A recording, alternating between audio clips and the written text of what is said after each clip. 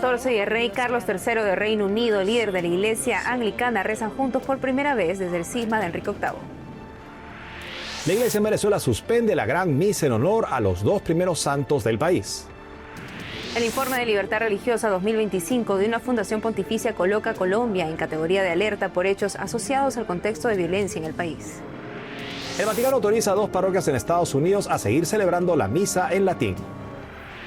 Tras la primera fase del acuerdo de paz en Gaza, un analista geopolítico nos da una perspectiva histórica y táctica para entender la ejecución de las etapas que siguen del convenio de cese del fuego entre Israel y Hamás.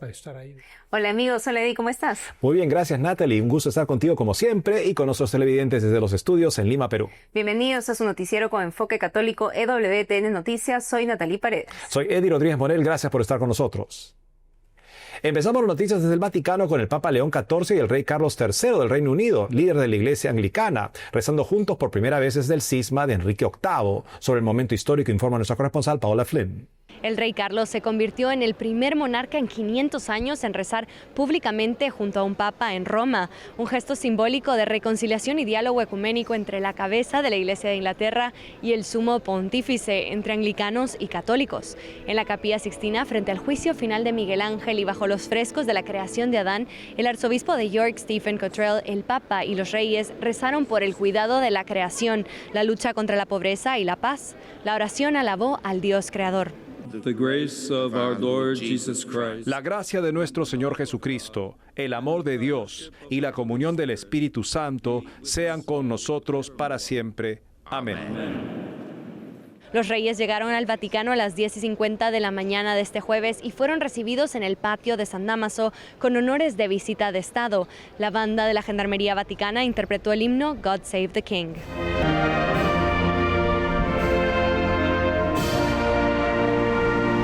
La reina vistió de negro con una mantilla, como marca el protocolo vaticano cuando se trata de una visita papal en el Palacio Apostólico. Solo algunas reinas católicas pueden vestir de blanco frente al pontífice, como es el caso de la reina Leticia de España, quien goza del llamado privilegio de blanco. Fuera del Vaticano, los peregrinos esperaban para saludar a los monarcas al finalizar el encuentro.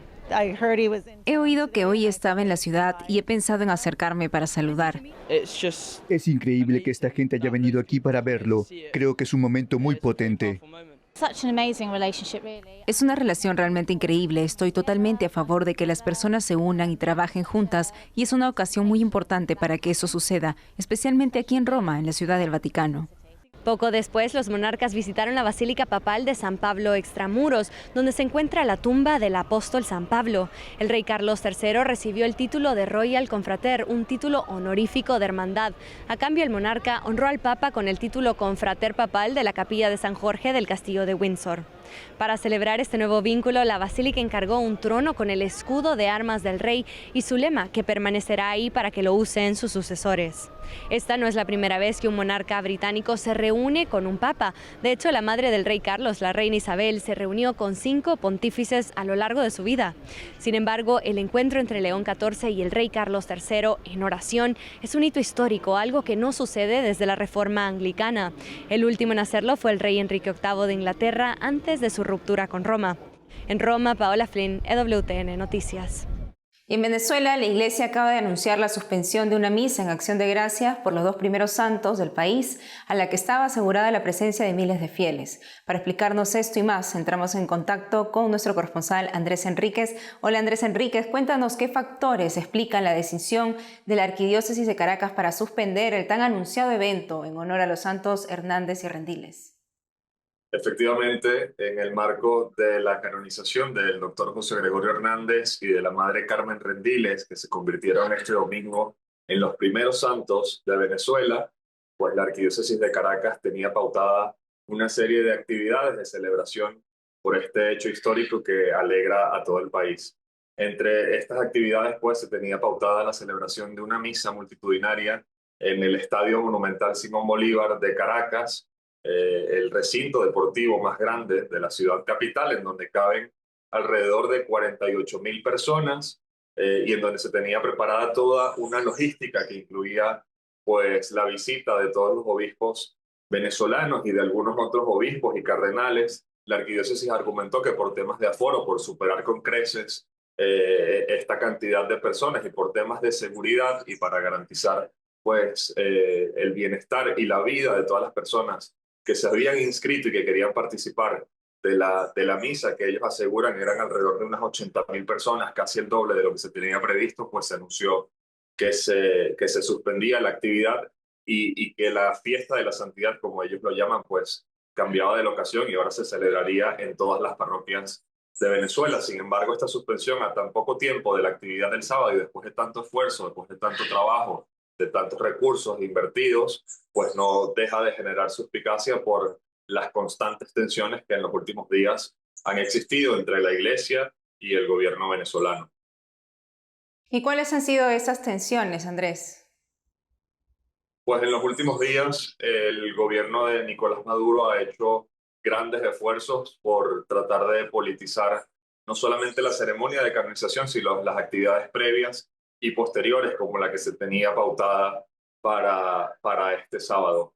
Nicolás Maduro y su sistema comunicacional, su aparato comunicacional, pues incluso ha llegado a decir que la canonización se da gracias a los esfuerzos y a las gestiones que el gobierno venezolano ha llevado adelante en la Santa Sede durante mucho tiempo, llegando incluso al punto Maduro en los últimos días de atacar al cardenal Porras, arzobispo emérito de Caracas, calificándolo como una persona que ha dedicado su vida a conspirar para que José Gregorio y por defecto también la Madre Carmen pues no sean canonizados, algo que no tiene ningún tipo de sentido porque si alguien ha dedicado su vida y sus esfuerzos a promover la causa de canonización y de santidad de ahora santo José Gregorio Hernández, pues ha sido el cardenal Porras. A todo esto, Andrés, ¿cómo ha sido la presencia del gobierno en la ceremonia de canonización de los nuevos santos? Pues el gobierno venezolano envió una comitiva de cientos de personas encabezada por la alcaldesa de Caracas, Carmen Meléndez, al Vaticano durante estos días y que participaron también en los diversos eventos que se celebraron en Roma. Esta comitiva, pues, como te comentaba antes, ha hecho todos los esfuerzos posibles por tratar de politizar la ceremonia y todas las actividades que giran en torno a la canonización. Sin embargo, durante estos días previos y posteriores a la canonización del 19 de octubre, pues los obispos venezolanos, el cardenal Porras, han sido muy enfáticos en que este evento histórico para el país debería servir para que se liberen a todos los presos políticos, para que se respeten las libertades y los derechos fundamentales en Venezuela. El cardenal Parolin afirmó lo mismo este lunes 20 de octubre en la misa de acción de gracias que celebró en la Basílica de San Pedro con la comunidad venezolana y pues en ese sentido yo creo que al gobierno venezolano no le ha gustado mucho, no está muy conforme con estas declaraciones y pues han redoblado sus esfuerzos por tratar de sacarle todo el jugo político a la canonización y a tratar de abrogarse pues la felicidad que ahora siente el pueblo venezolano por tener ya por fin sus dos primeros santos oficialmente reconocidos por la Iglesia Católica.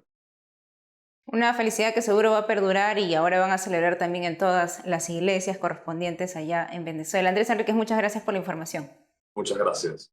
El informe de Libertad Religiosa 2025 de la Fundación Pontificia Ayuda a la Iglesia Necesitada, presentado esta semana, ubica a Colombia como un país en observación, una categoría de alerta por hechos asociados al contexto de violencia en el país. Nuestra corresponsal Lidia Lozada informa. El dato más relevante para la región es que Colombia aparece por primera vez en una categoría denominada en observación. De acuerdo con ACN, esto no significa que exista una persecución religiosa declarada, sino que se han identificado factores de riesgo como agresiones, extorsiones y asesinatos de líderes religiosos que, de no corregirse, podrían llevar al país a una situación más grave.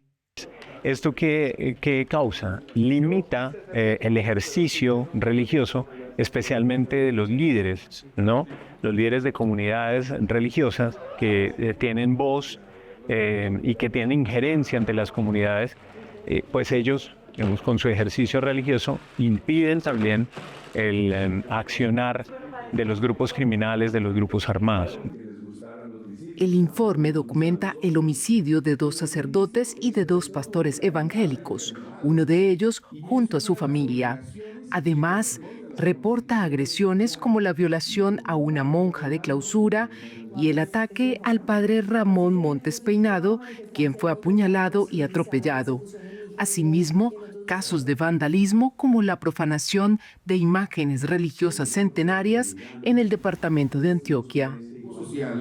El padre Carlos Arias, director del Departamento de Promoción de la Unidad y el Diálogo de la Conferencia Episcopal, destacó que hay avances en materias de libertad religiosa en Colombia, pero advirtió que la garantía de estos derechos se ve socavada por hechos de violencia e inseguridad a los fieles y sus líderes. Pues se ha pedido la necesidad de protección a los líderes religiosos. Pero pedir la protección a los líderes religiosos sería también como pedir la protección para todos los colombianos. Pensemos en el caso de muchos jóvenes, de muchos niños, que por el solo hecho de presentarse como creyentes reciben burlas, reciben lo que llamamos bullying, reciben marginación, aislamiento. El fraile dominico también se refirió a las profanaciones de los templos y lugares sagrados en el país. No cabe duda de que la verdad que hay en nuestra fe, la verdad que hay en la Eucaristía, la verdad que hay en la Iglesia Católica resulta absolutamente insoportable para el espíritu de las tinieblas y sus secuaces. Este informe presentado por ACN en el caso de Colombia también evoca un reporte de la Defensoría del Pueblo correspondiente a octubre del 2024, en el cual se alerta sobre un aumento del 31% en el número de violaciones a la libertad religiosa frente al año inmediatamente anterior. En Colombia, Lida Lozada, EWTN Noticias. Por otro lado, durante su visita de Estado a Indonesia, el presidente de Brasil, Luis Ignacio Lula da Silva, confirmó este jueves que se presentará en las elecciones presidenciales de octubre de 2026 para disputar un cuarto mandato. Escuchemos lo que dijo. Eu quero dizer que eu vou completar 80 anos. Estoy cumpliendo 80 años, pero pueden estar seguros de que tengo la misma energía que tenía cuando tenía 30. Y voy a presentarme para un cuarto mandato en Brasil. Vou disputar. Y la diócesis de Cleveland, en Estados Unidos, confirmó que el Vaticano concedió permiso para la celebración de la misa tradicional en latín en 2 iglesias diocesanas por 2 años adicionales. La prórroga se aplica a la iglesia de St. Mary en Akron y St. Stephen en Cleveland. En ambas parroquias, sacerdotes diocesanos celebran las misas. Cabe recordar que el motu propio Tradiciones Custodes, publicado en 2021 por el Papa Francisco, restringe el rito en latín, por lo que se requiere la aprobación del Vaticano para su celebración en iglesias parroquiales bajo supervisión de la Santa Sede. Hacemos una pausa y al volver. Luego de la primera fase del acuerdo de paz en Gaza, un analista geopolítico nos da una perspectiva histórica y táctica para entender lo que sigue. Además, en el mes del Señor de los Milagros en Perú, miles de devotos participan de una carrera en su honor. Regresamos con más noticias con Enfoque Católico.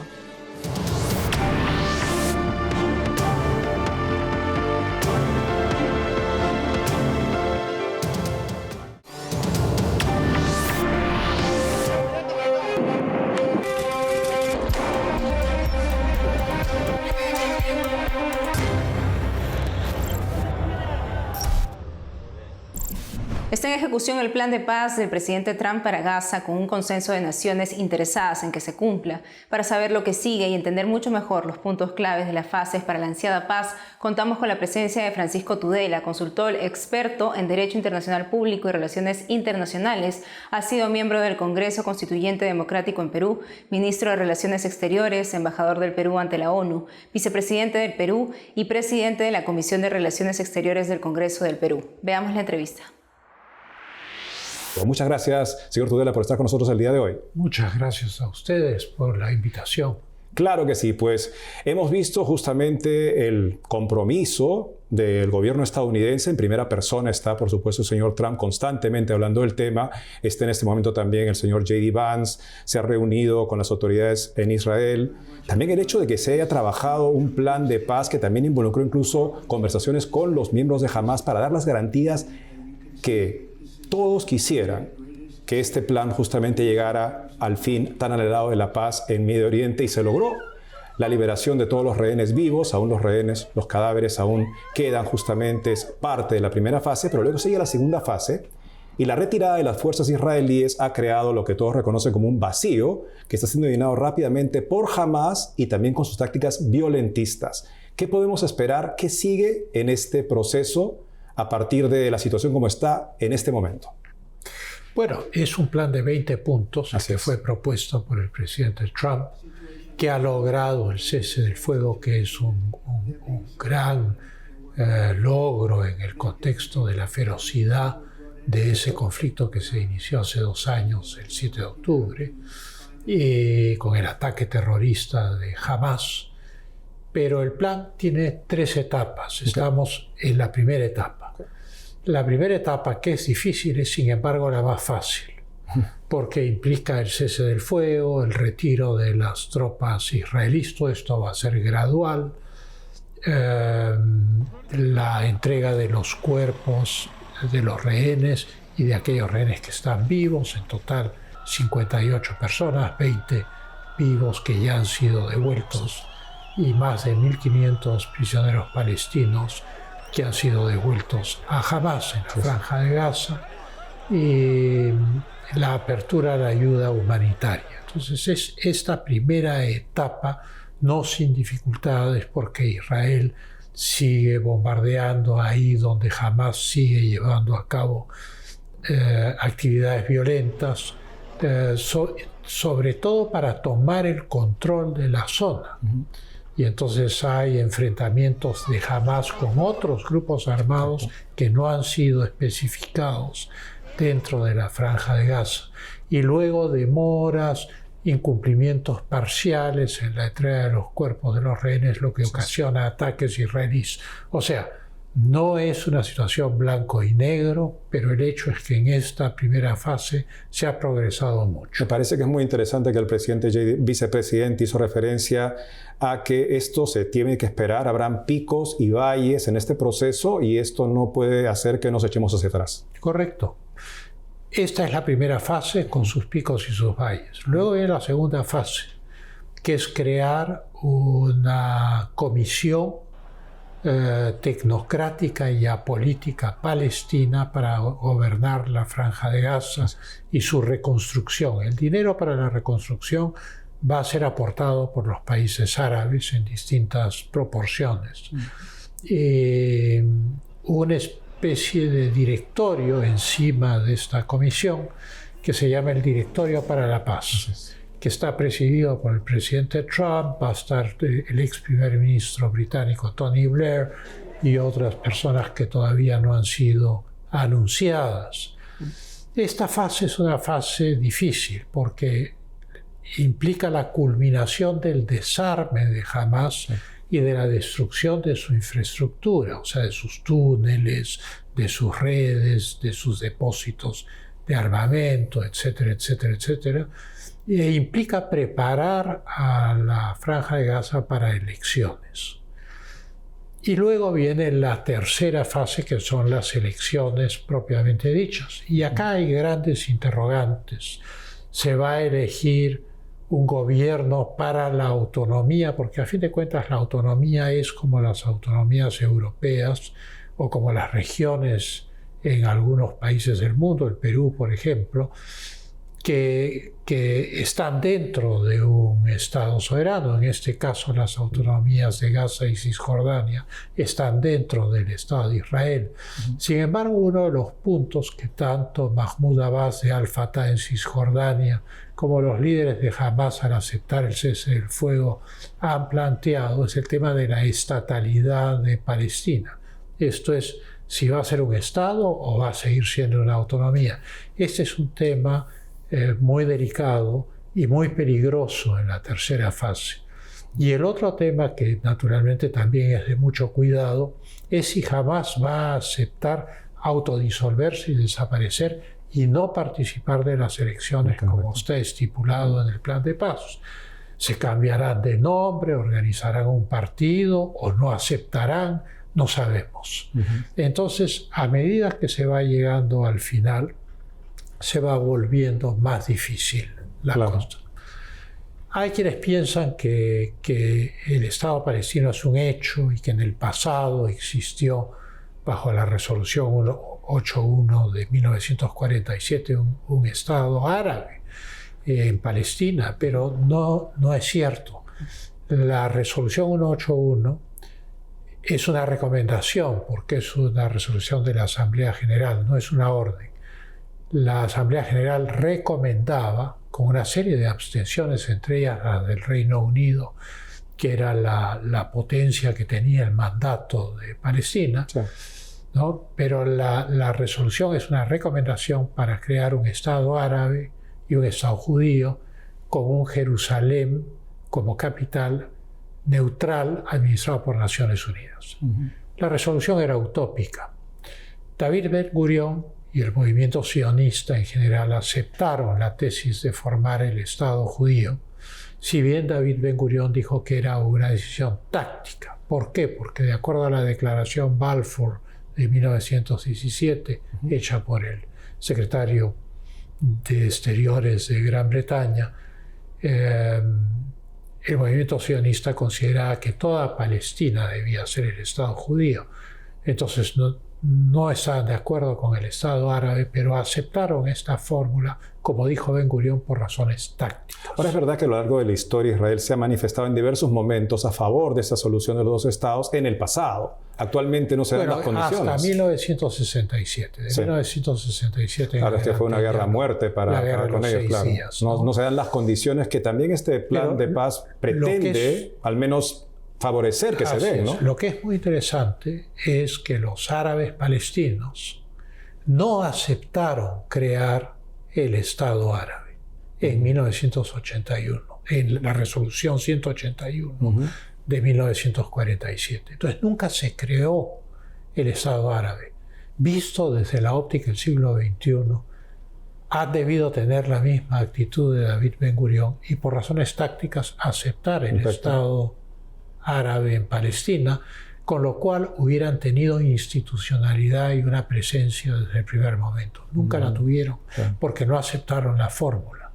Entonces un lado aceptó, el otro no. Un lado formó su Estado y el otro lado nunca tuvo un Estado, porque la resolución 181 de Naciones Unidas no crea un Estado.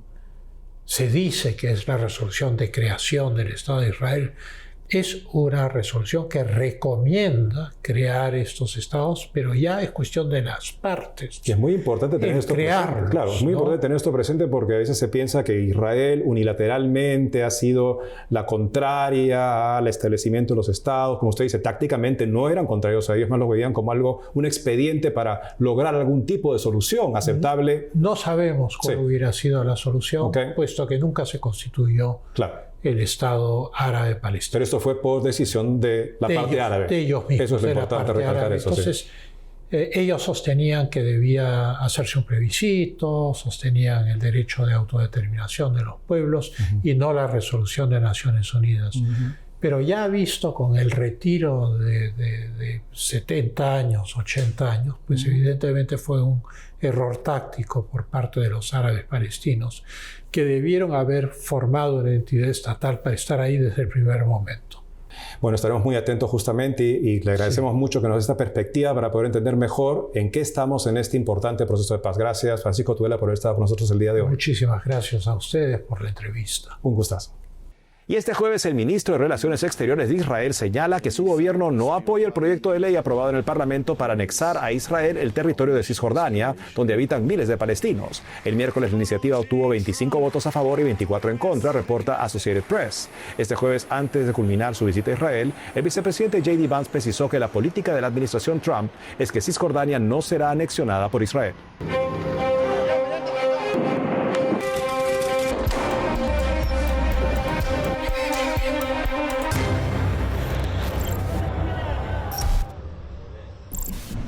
Y miramos hacia Perú, donde más de 1.000 personas participaron el domingo 19 de octubre en una carrera en honor al Señor de los Milagros. En el 10º Trote del Milagro, de 10 kilómetros, participaron jóvenes, familias, adultos mayores y personas con discapacidad.